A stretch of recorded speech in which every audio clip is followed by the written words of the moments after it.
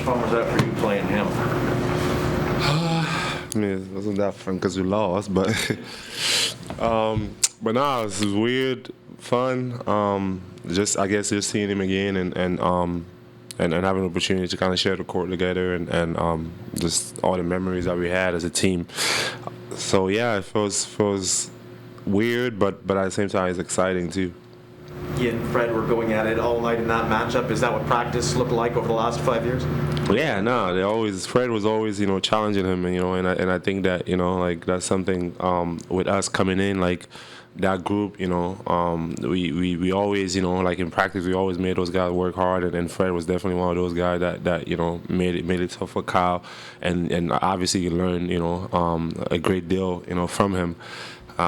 So yeah, I think it was a funny, kind of like back and forth for them, and I'm sure they're going to talk about it and dissect everything.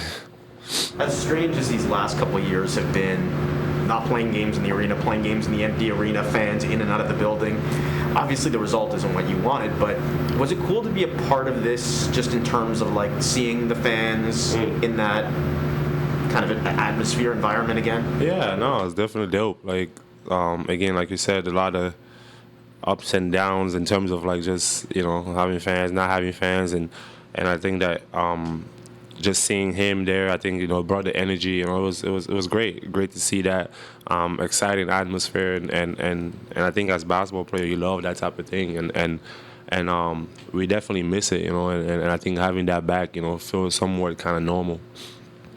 Very good.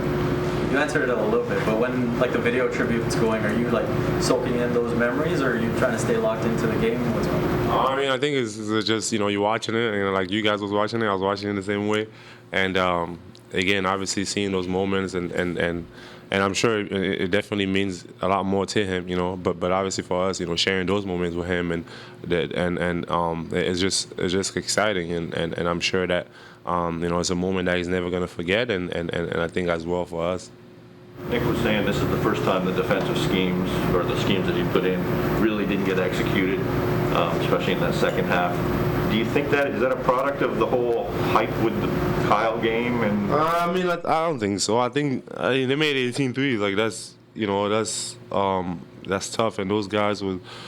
Some of them was challenged. Some of them wasn't as challenged as we wanted to, but yeah, they made those shots, and when they get hot like that, we gotta find a way to not let them shoot threes.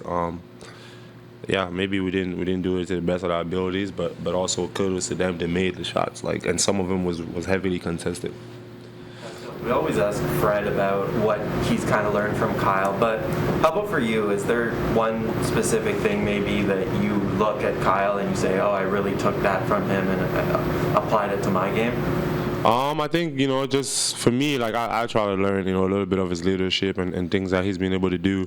Obviously, I'm not close of a leader that he was for the Raptors, but or at least, I'm working on it. But I think, some of the things that he did, on and off the court, bringing people together and all those things, that's something that you learn. And he was always a pro, like coming in and getting his work in early.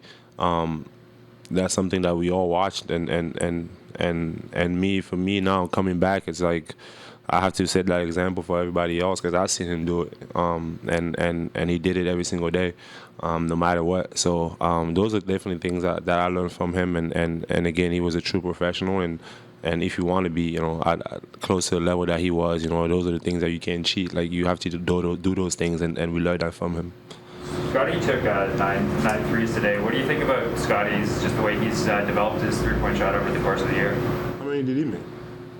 He went 3 for 9. 3 for 9? Yeah, I mean, hey, those are open. Let it fly. Like we said, let it rip. So if you got the shots open, you take them. And I think that's something that he's been working on. And yeah, I'm okay with him taking the shots. And again, yeah, it's a good percentage, not bad. Kyle was saying before the game that when he came to the Raptors, he had no predetermined idea of what Raptors basketball should be. It was just like he plays hard and he plays defense, and that kind of became the culture. Is that kind of how you view it, where it just evolves, with the players, or is that something that you look at what he kind of set up and like look to carry that? I mean, I think for me, I was part of that. I was in there, and part of that. So we definitely kind of like grew, and I learned some of it from here. And I think that when you come to a team, whatever the identity of the team is, or whatever, the organization, the coaching staff, and the leaders of the team preach, that's kind of like what we go with. And I think that he's definitely part of Toronto and the Raptors, and he will be forever. And like some of the things that he did, like to set up us coming in now and having this opportunity, like I think that he was one of those big guys that made it happen. I think 3 questions for you online, Stretch, Pascal. We'll start with Mike. Go ahead, Mike. Bonsoir Pascal. Bonsoir. Petite question forcément sur le retour de Kyle. Comment tu as vécu ce moment, la vidéo hommage sur l'écran et son retour à Toronto? Ouais, très émouvant. Je pense que ça rappelle des beaux moments, des beaux souvenirs, et ça fait très plaisir de le voir. Et ouais, bien sûr, on a ensemble, on a vraiment vécu ces moments-là, et puis de les revoir alors sous l'écran, ça fait plaisir. Et j'imagine bien sûr la victoire c'était avant tout ce qui importait. Mais est-ce que tu prends ces matchs qui restent un peu comme des répétitions avant les playoffs, parce que là il y a des intensités de playoffs, il y a des match-ups intéressants? Ouais. Tous ces matchs sont très importants pour nous, et je le dis depuis. Donc c'est très important. Tous ces matchs, on apprend des choses et on essaie de prendre des leçons. Bien sûr, on veut gagner tous les matchs, mais parfois, ça n'arrive pas. Et je pense que l'important, c'est de continuer à apprendre et sortir de ces matchs-là avec des leçons qu'on pourra utiliser pendant les playoffs, comme tu l'as dit. Parfait, merci beaucoup Pascal. Ouais, merci. Thank you. Go ahead, Etienne. Oui, salut Pascal. Déjà, bravo pour le match ce soir et puis pour ta retrouvaille avec ton ancien coéquipier. Moi, je vais aller un petit peu plus effectivement dans le détail. De quoi vous êtes fiers ce soir collectivement? Oui. Ouais, bon, on n'a pas baissé les bras, mais bon, je pense que pour nous, c'était pas vraiment. On n'a pas vraiment exécuté ce qu'on voulait, surtout au troisième quart-temps. Et aussi, ils ont mis 18 tirs à 3 points. Des trucs qu'on essaye c'est l'une des choses qu'on essaye de faire et essayer de les empêcher de faire. Donc, c'était pas. Sur ce point-là, c'était pas très bien, mais on a fait quelques bons trucs. Ouais. Et deuxième chose, vous avez été vraiment efficace défensivement pour contrer un peu leur drive and kick. Est-ce qu'il y avait une mission pour cadenasser la raquette avant le match? Ouais, c'est toujours l'une de nos missions. Mais je pense que avec le résultat, ils ont mis, comme je l'ai dit, 18 tirs à 3.